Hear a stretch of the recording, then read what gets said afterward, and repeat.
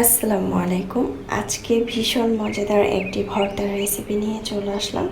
এই ভর্তাটা যদি তৈরি করেন তাহলে সেদিন দু পাতিল ভাত ফুরিয়ে যাবে, তবুও মনে হবে যে পেটটা ভরেনি। এতটাই মজাদার একটি ভর্তার রেসিপি নিয়ে চলে আসলাম। এই গরমে যদি এই মজাদার একটি ভর্তা থাকে তাহলে কিন্তু আর কিছুই লাগে না। তো ভর্তাটি আমি শুরু করছি। ভিডিওটি যদি ভালো লাগে অবশ্যই চ্যানেলটা সাবস্ক্রাইব করে লাইক দিয়ে পাশে থাকবেন।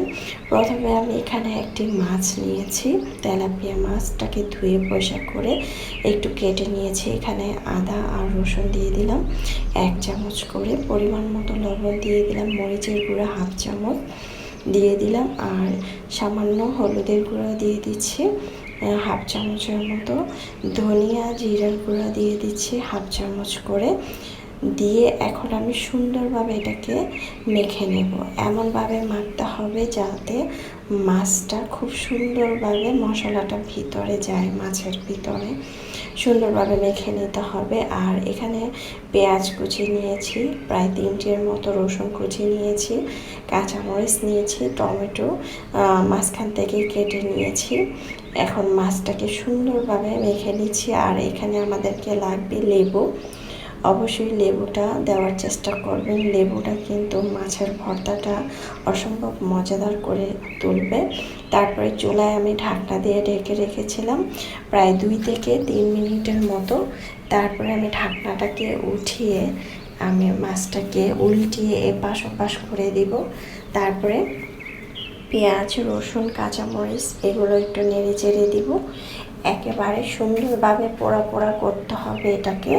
আমি কিন্তু নেড়ে চেড়ে দিচ্ছি সুন্দরভাবে, দেখতে পাচ্ছেন, যাতে একেবারে কালো পুড়ে না যায়, তাই সেটার দিকে খেয়াল করতে হবে। অবশ্যই চুলার আঁচটা মিডিয়াম করে নিতে হবে। তো দেখতে পাচ্ছেন আমি কিন্তু সুন্দরভাবে এটাকে নেড়ে চেড়ে দিচ্ছি।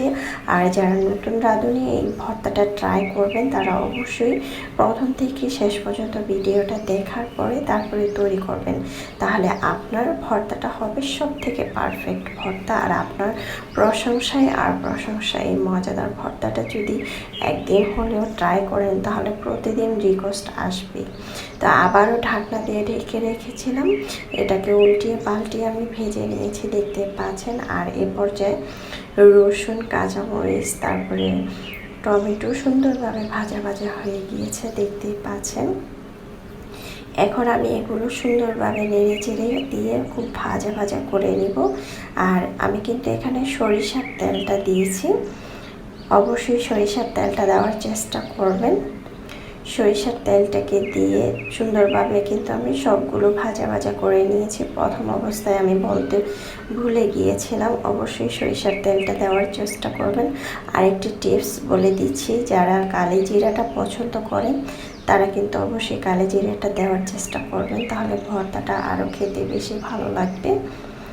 এই ভর্তাটা আমি যেদিন তৈরি করেছি এই ভর্তাটা সবাই অনেক বেশি পছন্দ করেছে। আর সবসময় বলে কিনা যখনই তেলাপিয়া মাছ আনবো তখনই এই ভর্তাটা যাতে তৈরি করি। আমার মনে হচ্ছে সেদিন আমার ভাতটা একটু বেশি লেগেছিল, বাসার সবাই অনেক বেশি ভাত খেয়েছে, পেটটা ভরে মন প্রাণ সব শান্তি হয়ে গিয়েছে। আর কিছুই লাগে না, মাছ মাংস কুরমা দিয়ে খাওয়ার চেয়ে এই মজাদার ভর্তা দিয়ে খেলেই কিন্তু পারফেক্ট হয়। এখন আমি এটাকে উঠিয়ে ঠান্ডা করে নিয়েছি। আর এই পর্যায়ে শুকনো মরিচটাকে ভেজে নিয়েছি, আর এখানে পেঁয়াজ কুচি নিয়েছি, ধনে পাতা নিয়েছি। এখন এটাকে সুন্দরভাবে মেখে নিব। দিয়ে দিচ্ছি লবণ, পরিমাণ মতো লবণ দিয়ে এই পর্যায়ে আমি মরিচ তারপরে পেঁয়াজ আর ধনে পাতাটা মেখে নিচ্ছি, সুন্দরভাবে মেখে নিচ্ছি। আর অবশ্যই ভর্তার মধ্যে ঝালের পরিমাণটা একটু বেশি দিবেন, তাহলে খেতে অনেক বেশি ভালো লাগবে। যখন মাছটাকে চুলায় বসিয়ে দিবেন তখন অবশ্যই সরিষার তেলটা দেওয়ার চেষ্টা করবেন। আমি 2 টেবিল চামচ সরিষার তেল দিয়ে কিন্তু মাছ টমেটো কাঁচামরিচ রসুন পেঁয়াজ ভেজে নিয়েছি খুব সুন্দর করে। এ পর্যায়ে আমি এখানে দিয়ে দিচ্ছি 1 টেবিল চামচ সরিষার তেল দিয়ে সুন্দরভাবে কিন্তু আমি এটাকে মেখে নিয়েছি। তারপরে এখানে কাঁচামরিচগুলো নিয়ে নিলাম, তারপরে যে পেঁয়াজ রসুন টমেটো ভেজে নিয়েছি, সেটাও দিয়ে দিচ্ছি। আর মাছটাকে সুন্দরভাবে কাঁটাগুলো বেছে নিচ্ছি। কাঁটাটা অবশ্যই সুন্দরভাবে ভাজতে হবে। অনেক সময় কাঁটা যদি ভর্তার মধ্যে থাকে তাহলে গলায় বেজবে। অবশ্যই এটাকে ভালোভাবে ভাজতে হবে। দেখতে পাচ্ছেন আমি সুন্দরভাবে মাছটাকে বেছে নিয়েছি। সবগুলো আমার বাছা হয়ে গিয়েছে। এ পর্যায়ে আমি হাত দিয়ে অনবরত এটাকে সুন্দরভাবে মেখে নেব। যদি এটার মধ্যে কাঁটা থাকে, যখন আমরা মাখবো তখন অবশ্যই কাঁটাটা আমাদের হাতে লাগবে। আর এখানে দিয়ে দিচ্ছি 2 টেবিল চামচ লেবুর রস। লেবুর রসটা অবশ্যই দিতে হবে। লেবুর রসটা কিন্তু দিতেই হবে, কারণ লেবুর রসটা দিলেই ভর্তাটা খেতে অনেক বেশি ভালো লাগবে। মাখা হয়ে গিয়েছে। এ পর্যায়ে চুলায় ওই প্যানটার মধ্যে কিন্তু আমি ভাজা করে নিচ্ছি 3 থেকে 4 মিনিটের মতো। এই ভাজাটা অবশ্যই প্রয়োজন। এই ভাজাটা করে নিলে ভর্তাটা খেতে এতটাই ভালো লাগবে যা বলে বোঝানো যাবে না। অবশ্যই ভর্তাটা আপনারা একদিন হলেও ট্রাই করে দেখতে পারেন। অসম্ভব এই মজাদার ভর্তাটা যদি আপনাদের ভালো লাগে তাহলে অবশ্যই আমার চ্যানেলটা সাবস্ক্রাইব করে লাইক দিয়ে পাশে থাকবেন।